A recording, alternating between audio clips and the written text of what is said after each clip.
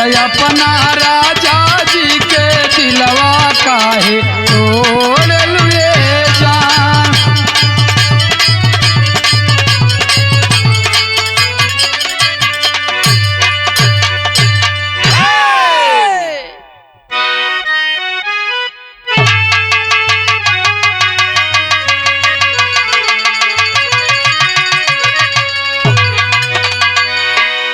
तोरे नर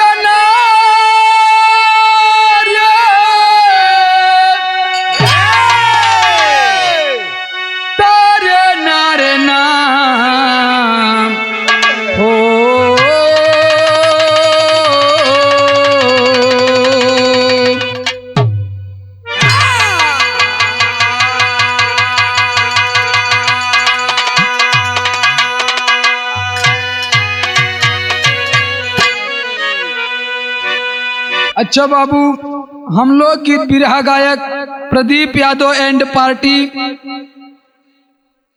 आज इंडियन म्यूजिक संसार वीर भानपुर सिकंदरा प्रयागराज के धरती पे बड़े भाई आप अजय जी के देख रेख में ये रिकॉर्डिंग होत बा। हमके आशा ना बल्कि पूर्ण विश्वास बा कि आप लोगन के बीच में हम ही जोन बिरहा छोड़त हई आप लोगन के पसंद आई। 4 लाइन भूमिका में कहना हो मास्टर।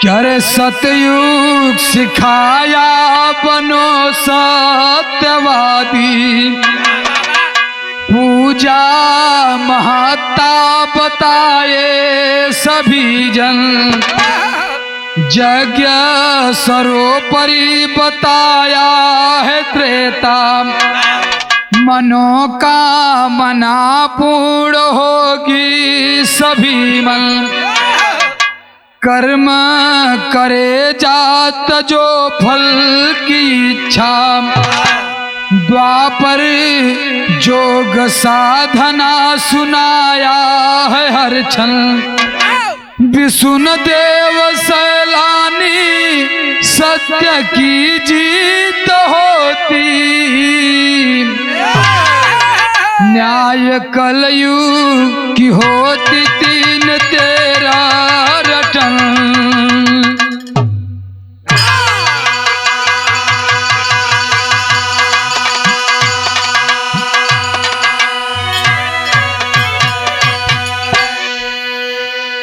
विष्णु देव सैलानी सत्य की जीत होती, न्याय कलयुग की होती 3-13 रटन। कर्म बाबू जो जैसा करेगा वैसा ही फल मिलेगा और हमेशा सत्य की जीत होती है। इस बिरहा में हम आप लोगन के सिद्ध करब। एक लाइन गजल हो मास्टर, लेकिन गजल से सुंदर हमारे गाना के लाइन हो, भाव हो, कहना हो का।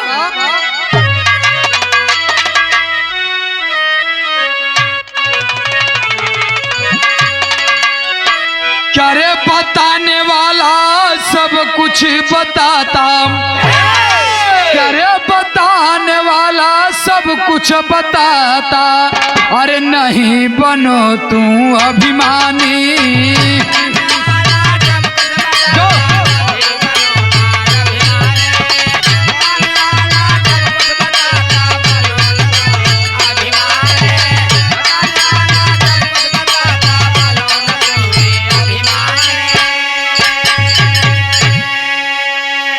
कि बताने वाला सब कुछ बताता,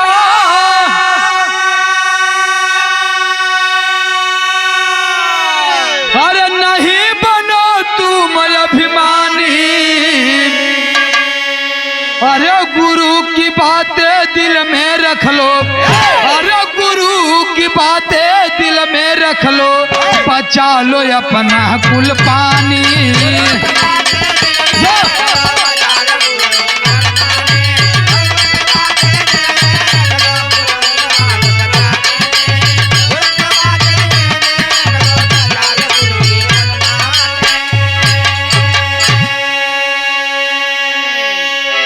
बताने वाला सब कुछ बताता, नहीं बनो तुम अभिमानी।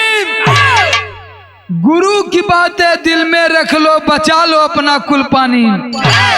कभो अपने अंदर घमंड ना करे के चाहिए बाबू, गुरु से हमेशा सीख लेवे के चाहिए। ये हमें से हमारी कहानी के शुरुआत बा। आखिरकार बाबू ये कहानी केकर हो, ये कहानी कैसन हो और ये कहानी कहाँ का हो, शहर के लाइन में कहना पड़ा।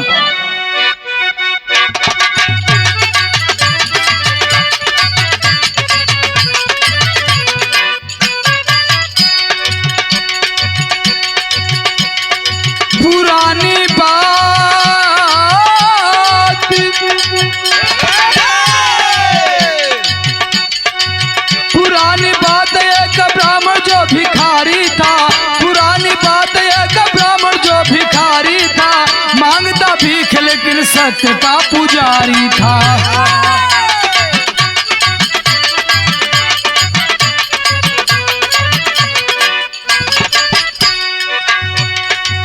टूट ही झोपड़ी थी साथ में गुजरिया भी, टूट ही झोपड़ी थी साथ में गुजरिया भी, दिन में चैन नहीं रात में निदरिया भी।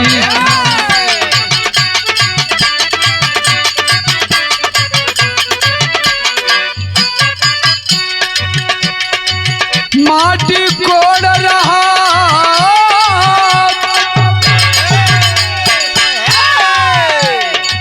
माटी कोड़ रहा, 3 लोटा द्रव्य मिला, माटी कोड़ रहा 3 लोटा द्रव्य मिला, नारी सब झूम उठा खुशी वाला गुल खिला।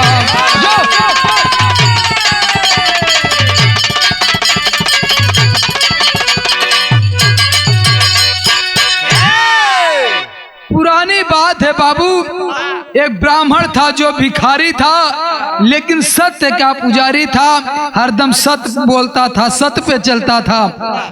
एक दिन अपने घर के पास अपना खेत कोड़ रहा था, खेत कोड़ते समय बाबू उसे 3 लोटा द्रव्य मिला। जब 3 लोटा द्रव्य मिला बाबू तो मन एकदम हरियाइल, खुशी से झूम उठल। जाके नारी के बतौलस, अपने पत्नी के ब्राह्मण भिखारी बतौलन, पति पत्नी दोनों खुशी में झूमे लगलन। तब पति अपने पत्नी के समझावत हो कि ज्यादा धन पाए पे ज्यादा खुशी ना होके के चाहिए। वो ब्राह्मण भिखारी अपने पंडिताइन के बतावत हो। एक लाइन गीत लगल मास्टर।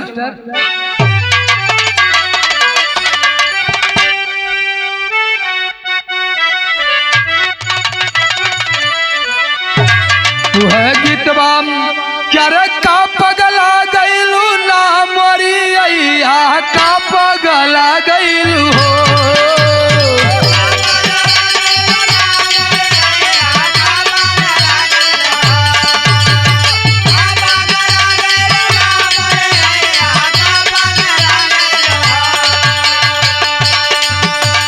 का पगला गईलू ना मोरी अइया, का पगला गईलू हो। हम तो खुद रहिला बहु रहिया, हम तो खुद रहिला बहु रहिया, अइया का पगला गईलू हो।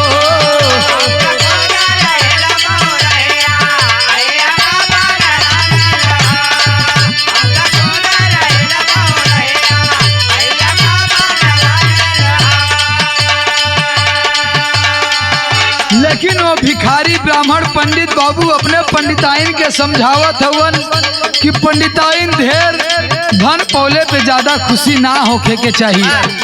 पंडित जी कहत हो का, अरे काई तरह गईलू ना मोरी रनिया, काई तरह गईलू हो।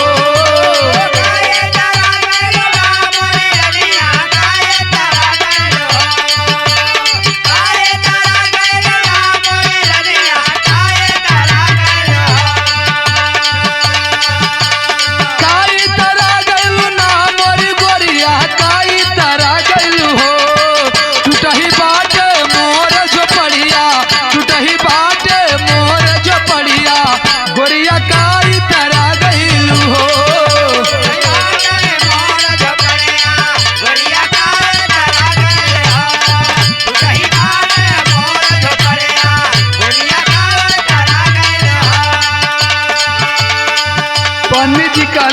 पत्नी से पंडिताई से कि पंडित ज्यादा खुशी मत हो, एक तो हमारी टूटही झोपड़ी हो। पंडित जी अपने पंडिताई से कहत हन कि सुना एक बात हम तोके और बतावत हई। कौन बात पंडित जी बतावत हवन?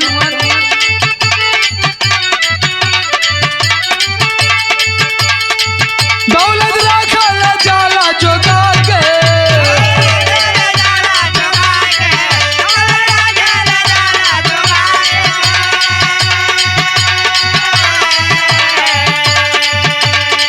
भोजन कइल जाला छिपा के,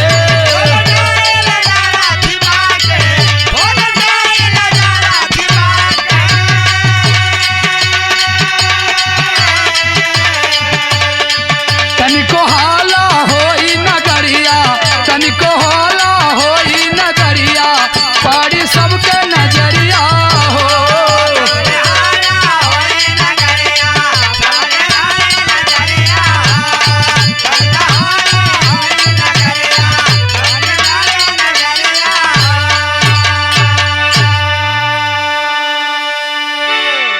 वो ब्राह्मण भिखारी बाबू अपने पंडिताइन से कहलन कि पंडिताइन सुना, दौलत जोगा के राखल जाला, संहार के राखल जाला, एके संहार के रख द, समय आए पे महल अटारी बनवा लेवल जाई। पंडिताइन अपने मन में सोचत हन, उनकर सपना रहल का, वो अपन सपना जगावत हन अंदर। का सोचत हन पंडिताइन?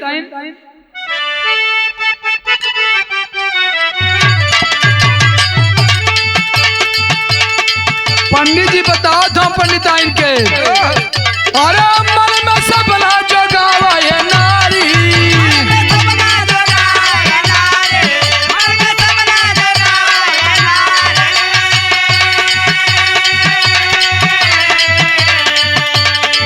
बलिहाबाद में महल अटारी,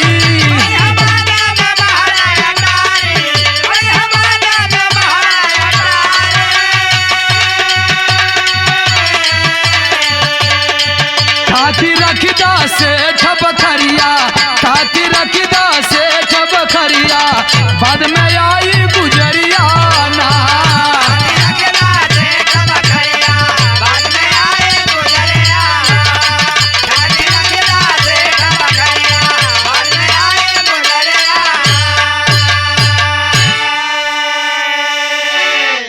पंडित जी कहले कि पंडिताइन देखे इतना दौलत धन पाए पे हाला ना करे के चाहिए, न तो केहू का नजर पड़ जाई।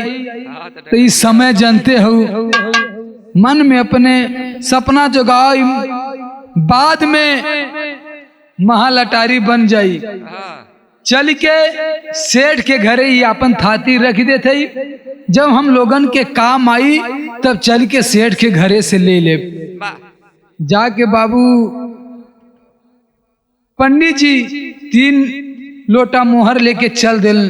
जब लेके चल देने तो भइल का, विदेशिया की लाइन में कहना पड़ा,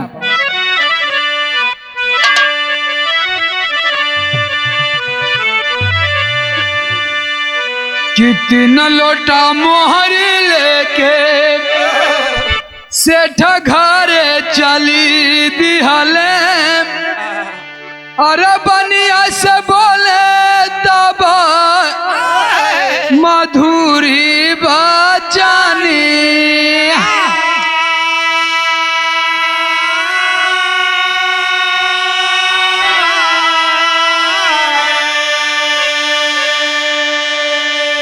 कि थतिया जोगा के राखब, ले जाइब कमा लागी, क्या रे तोहरा के देब हम ब्याज में रुपया।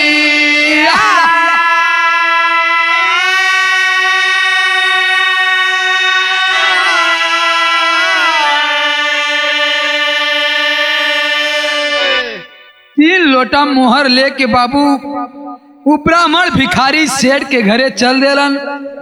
जाय के बनिया से बोलन कि सेठ ई थाती हम आपके देते, आप जोगा के रखा, जब हमके काम लागी तब हम अपने घर ले जाई, बेकरे बदले में हम आपके ब्याज के रूप में जवन आपको ब्याज हुई आपका पैसा दे दे। सेठ जी रख लेलन 3 लोटा द्रव्य। समय बीता कुछ बाबू, जब ब्राह्मण भिखारी के काम लगल तो जाके सेठ के घरे अपन 3 लोटा द्रव्य मांगत हवन। जब मांगे गईलन तो भइल का, एक लाइन गीत लगल मास्टर।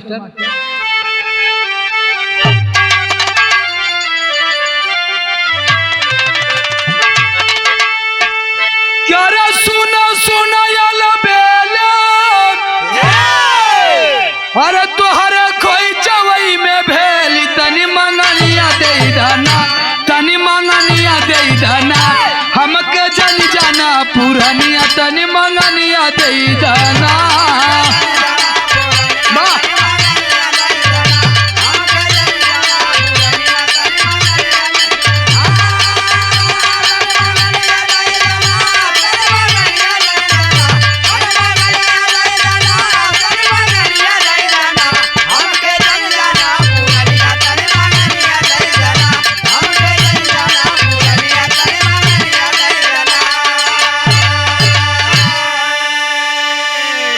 लेकिन गीत से सुंदर हमारे गाना के लाइन हो बाबू।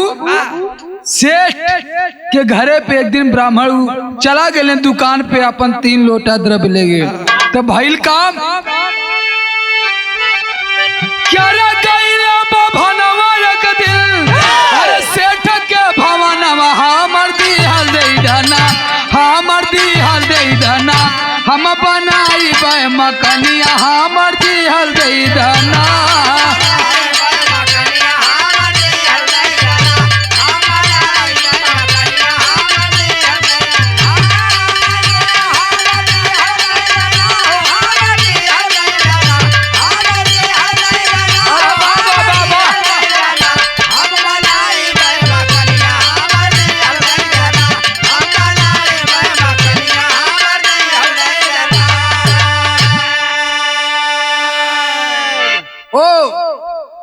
ब्राह्मण भिखारी जाके सेठ के यहाँ कहलन कि सेठ जी हम मकान अपन बनाई, हम जमन तो के दे हमार वापस दे दा 3 लोटा द्रव्य, ब्याज में जवन आपको पैसा हुई हम आपके दे। जब ये बात सेठ सुनलन माथा ठनक गई। तब सेठ जी ब्राह्मण भिखारी के कहलन, का कहलन मास्टर?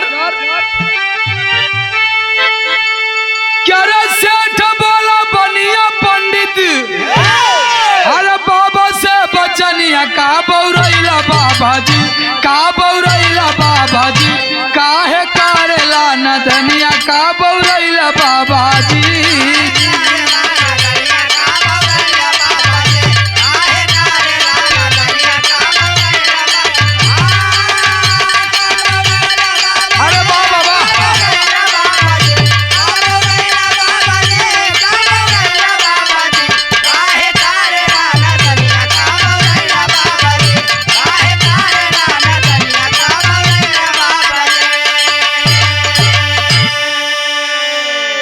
सेठ जी पंडित जी कहलन कि का पंडित जी लगा तो पगला गए हुआ का, तोहार दिमाग ना काम करत हो, का नदानी करत हुआ।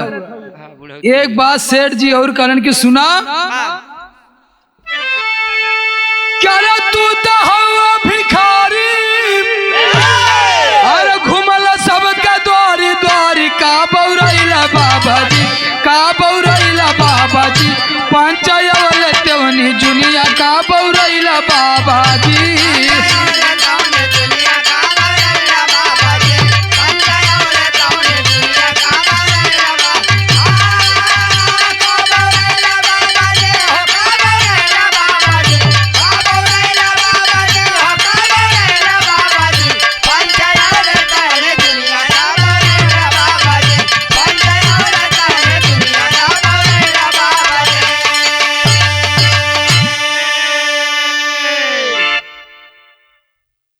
सेठ जी कहलन कि पंडित जी से कहो, पंडित जी तू दुआरे दुआरे भीख मांगे वाला, खाए के तोहरे ना अटत हो, दिन भर जाके मांगत हुआ तो साझी के भोजन करत हुआ, तू हमके कहाँ से 3 लोटा द्रव्य दे देला।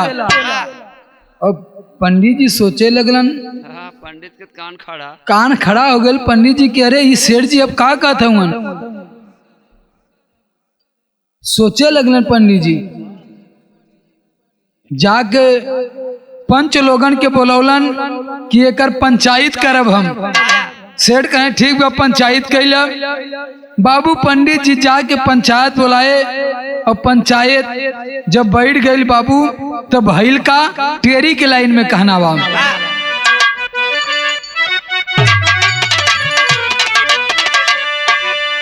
मस्तान बन के घूमे बबुआ, क्या रे मस्तान बन के घूम हो,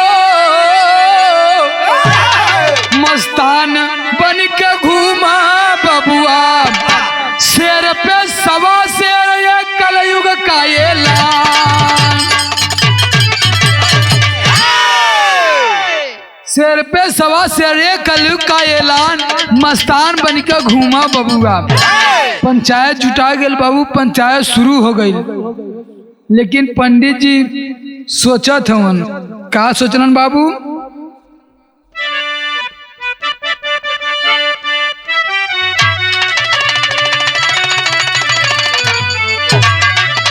है गीतबा कि गोरी तोरी मुस्की जावनिया हो,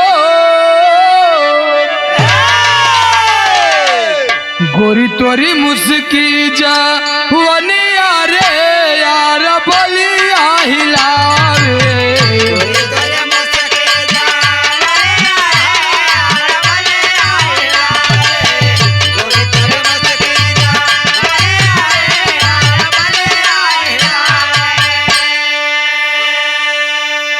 लेकिन बाबू पंचायत बैठ गई, पंचायत हो गई दोनों पद से। दोनों जने के पास सुने पंचायत, जब सुनले तब भइल का कि पंच सब जाने कहानिया हो, पंच सब जाने कहानिया हो, कौन बात ही सबूतवा।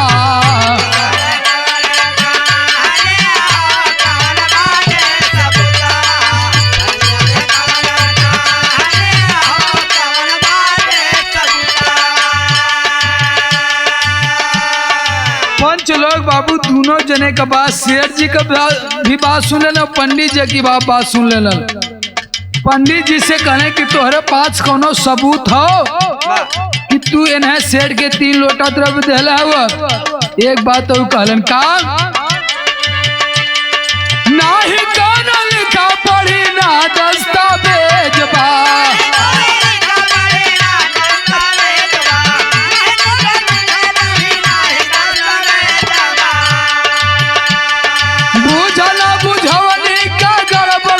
खेलबा हो गड़बड़ सब खेलबा।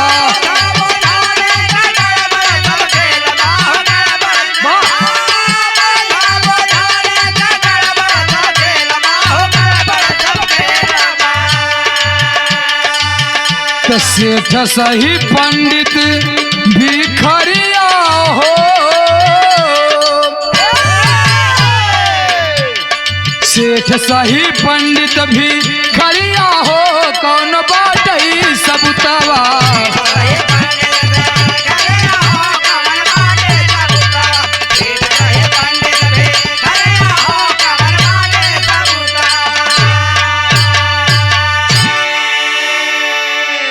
पंच लोग बाबू पंडित जी से कहले कि तोहरे पास कोनो सबूत ना हो, तोहरे पास कोनो लिखा पढ़ी दस्तावेज हो।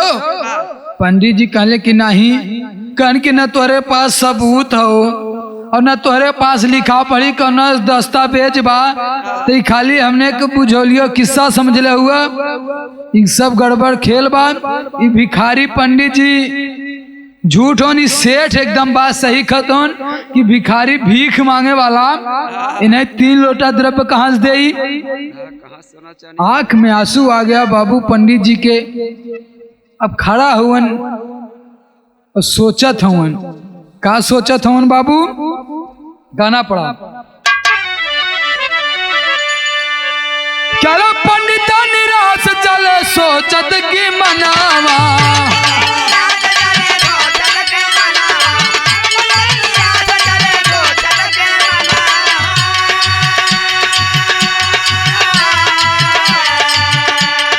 पंच परमेश्वर नहीं सब बेई मनवा हो, सब बेई मनवा।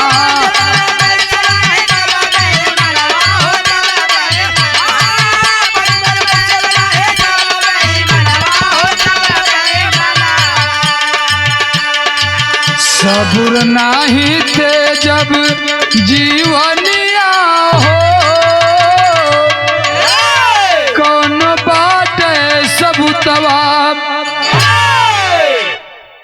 पंडित जी निराश होकर सोचत हम अपने मन में कि ये पंच परमेश्वर नहीं होता, ये सब लोग बेईमान थे, सब लोग बेईमान हैं। पंडित जी के सोचत हन कि हम क्या सबुर ना बा, हम अपन जिंदगी तज दे। 3 लोटा द्रव अगर हमार ना मिली, हम कैसे घर जाए, अपने पंडिताइन के सपना कैसे सजो। यह सोचत कि बाबू राह में चल देलन। जाके गंगा जी के तट पे बैठ गए बाबू कि आज हम यहाँ अपन जान दे दे। जब गंगा जी में छलांग लगावे वाला रहले बाबू, तब तक भइल का एक लाइन गीत लगल मास्टर।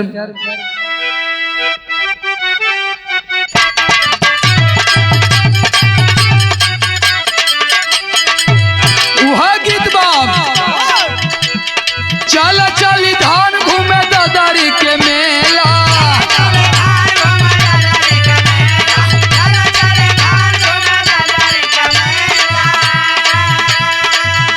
लेकिन पंडित जी सोचत हवन कि 3 लोटा मोहर के सुध भुला के हम जाके गंगा जी में अपन जान दे दे, लेकिन घरे ना जाई। पंडित जी कैलन का सोचत हवन,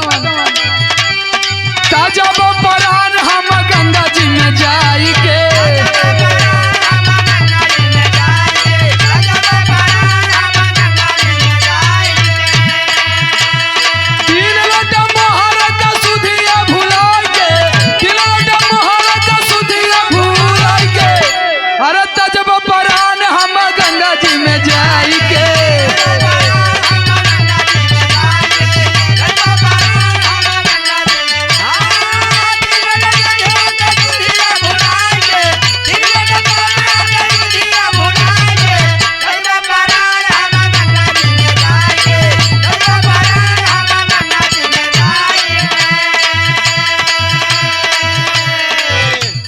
पंडित जी कहना कि हम 3 लोटा द्रव्य हमार तब सुधे तबे भूली जब तक हम मरब ना। गंगा जी के तट पे बैठल हवन, तब तक सुबह का पहर था बाबू। तब तक सतयुग जा रहा था। सतयुग बोला पंडित जी से कि अरे पंडित जी आप क्यों मरना चाहते हैं। पंडित जी बतौलन कि हम अपन द्रव्य 3 लोटा द्रव्य शेर के यहाँ रख ले रही अपन थाती। आज हमके जब काम लगल तो जाके जब हम मंगली तो सेठ कहलन कि हम तू भिखारी आदमी मांग के खाए वाला, तू हमके कहाँ से दे सकेला। महाराज हम पंचायत भी जुटौली, लेकिन पंचायत भी उस सेठ की तरफ बोल गए, बेईमानी कर गए। सतयुग महाराज कहलन पंडित जी से, कहलन का कहलन,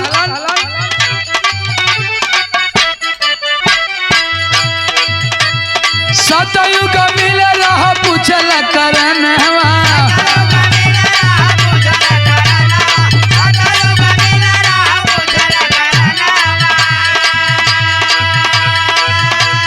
सही सही बतिया बतावेला बभानवा।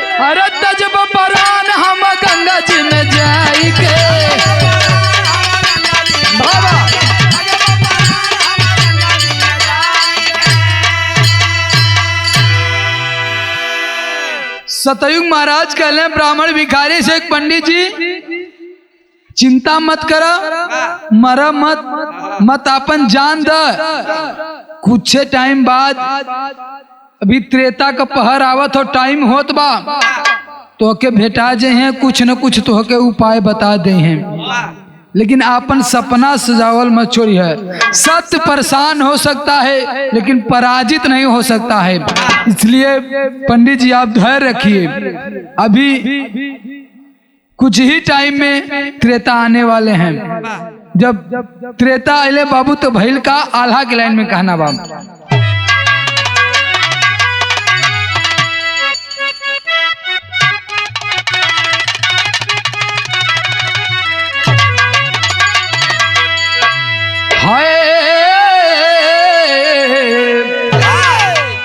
कि त्रेता से भेंट भइल,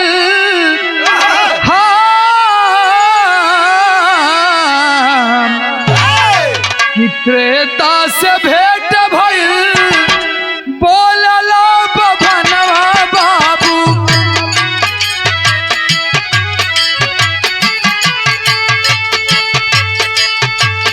हमारा करस्ता देई हो बता,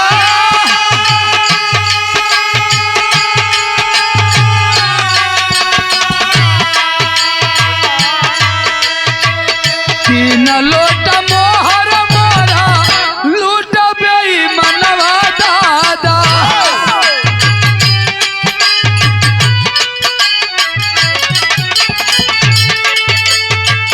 ओ करक पावे बादा देई दाऊ पा,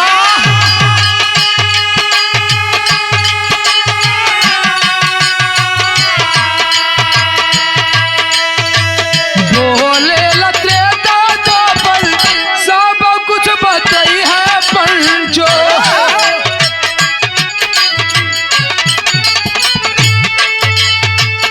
तीसरा दिन द्वापर भी गइल है भेटा,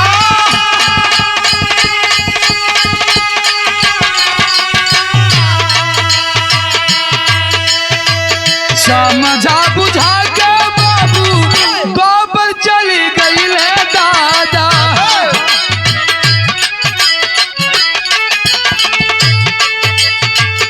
कालयुग मोदा चका रही है नशा,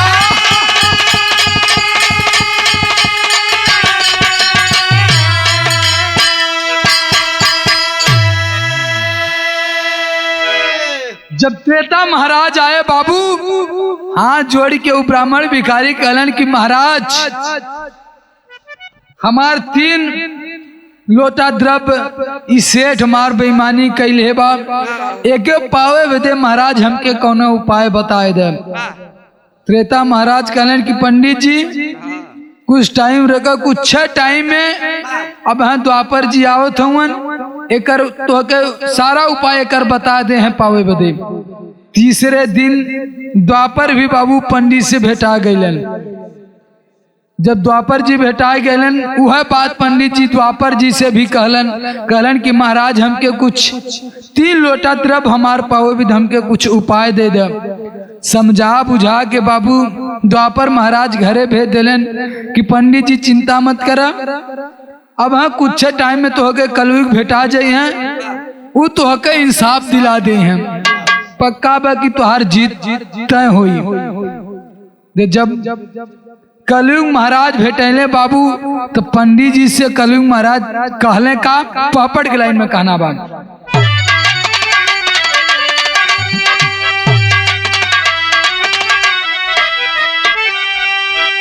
क्या रे कलयुग तब चेतावले उपैया सही समैया बाप, अरे कलयुग तब चेतावले उपैया सही समैया बाप, अरे छोड़ धर्म के बन जा तू कसैया सही समैया बाप,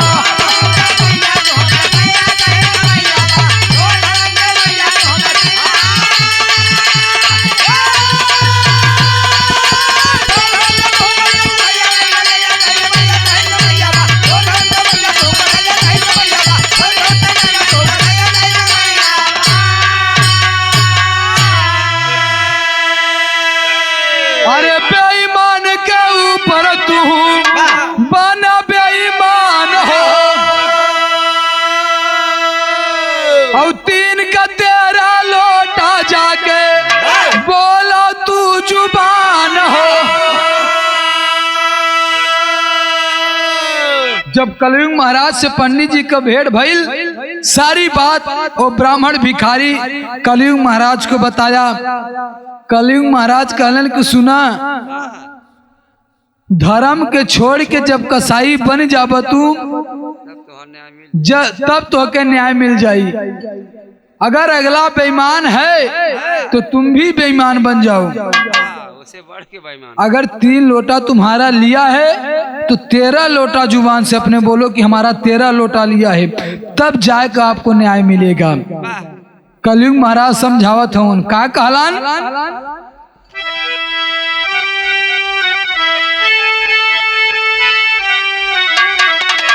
अरे झूठ बोले बाप, सत्य का दोहैया सही समैया बाप। अरे झूठ बोले बाप, सत्य का दोहैया सही समैया बाप। और विजयी हो पैबा तू रुपैया सही समैया बाप।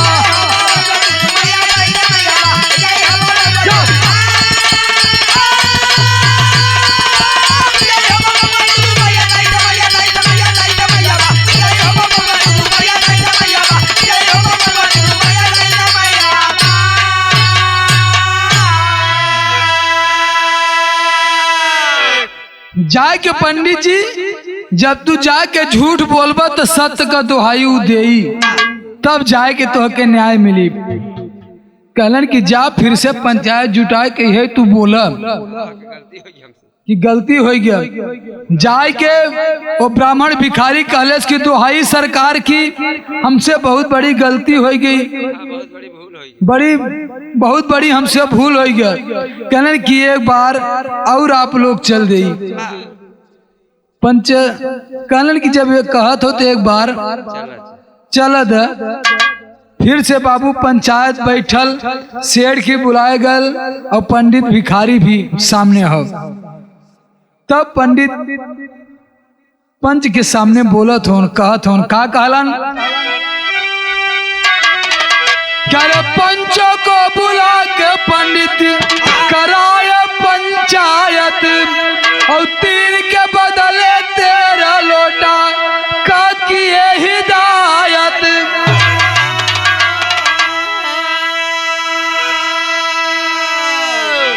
पंच के बुला के बाबू पंचायत करने पंडित जी कहलन की दुहाई सरकार की, ये सेठ हमार 13 लोटा द्रव्य ले हन, आज हमके काम लगत हम मांगे यही तक हमके देत ना है सरकार। कहो दिन के तू भिखारी हुआ। तुरंत सेठ कहलन करे नहीं सरकार, दुहाई सरकार की भनवा झूठ बोला था। कहलन कि आप पंच तो परमेश्वर होते हैं, पंच लोग हम एकर 13 लोटा नहीं ले है सरकार, 3 लोटा खाली ले है। तुरते हाथ जोड़ के वो ब्राह्मण भिखारी कहलन तो हाई सरकार की, वह 3 लोटा हमके सरकार द्रव्य हमार देवाई दे। तुरते डांट के पंच लोग कहलन कि सेठ बदतमीजी करते हो, बेईमानी करते हो, ब्राह्मण को 3 लोटा द्रव्य दो। सेठ बाबू लियाए के 3 लोटा द्रव्य वो ब्राह्मण भिखारी के दे दलन। तो भाईल का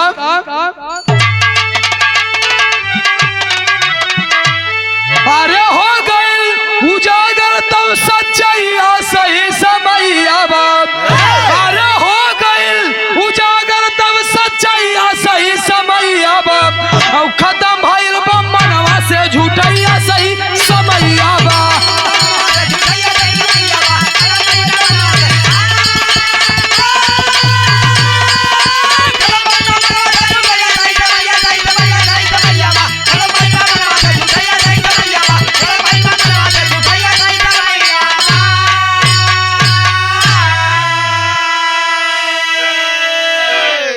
जब ब्राह्मण पंडित जी बाबू भिखारी 13 लोटा का हिदायत के देलन, मांग के देलन, तो सेठ कहलन कि नहीं सरकार इनकर 13 नहीं, हम इनकर 3 लोटा ले रहे सरकार।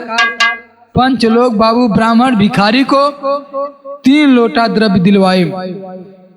सामने भाई बाबू सच्चाई उजागर हो गई। कलयुग में बाबू तो कलयुग होई बाबू, अगर बेईमान हो तो आपके भी बेईमान बने के पड़ी। अगर उस शेर हो तो शेर पे सवा शेर बने के पड़ी। जब तक ओकरे लायक ना होबा तब तक वो न्याय ना मिली आपके। ये हमरे कहानी का शीर्षक रहल बाबू। इसीलिए कहा है बाबू, 3 दे 13 को हरावई, तब कलयुग में लेखा पावई। तब से ही प्रथा बाबू चली आवता। आखिरी लाइन में कहना पड़ा मास्टर कि जय जखाड़ गुरु जद्दू लोटन संग में गंगाधारी।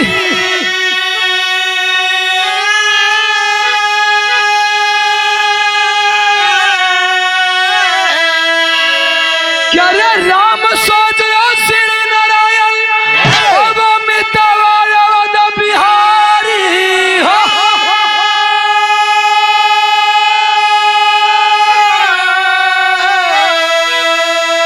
मस्ता